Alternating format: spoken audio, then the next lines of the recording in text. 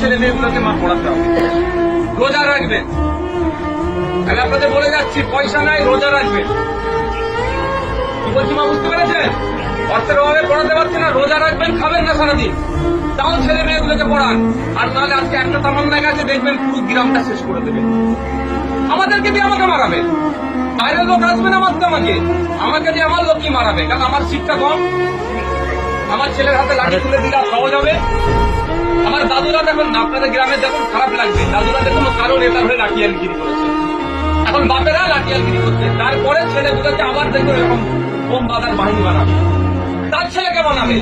আর নেতার ছেলে উনি নেতা ছিলেন এমএলএ, তার মেয়ে এমএলএ হয়ে গেল, তার ছেলে মেয়ে দেখবেন আবার ভিতরে মেলে হবে। আপনার ছেলেগুলো কোথায়? জেলে যাবে, না হলে রাতে অন্ধকারে মশার কামড়ে খেয়ে কবরস্থানে লুকোতে যাবে, পুলিশ তারা কাটাবে। এর বাইরে কিছু আর হবে না। তাই অনুরোধ মায়েদের বলছি, রোজা রাখবেন, একবেলা খাবেন না, ছেলে মেয়েগুলোকে পড়ান, তাহলে সমাজ পরিবর্তন হবে, খালি মাথা তুলে বাঁচতে পারবে, নাহলে কুকুর বিড়ালের মতো জীবনযাপন হবে।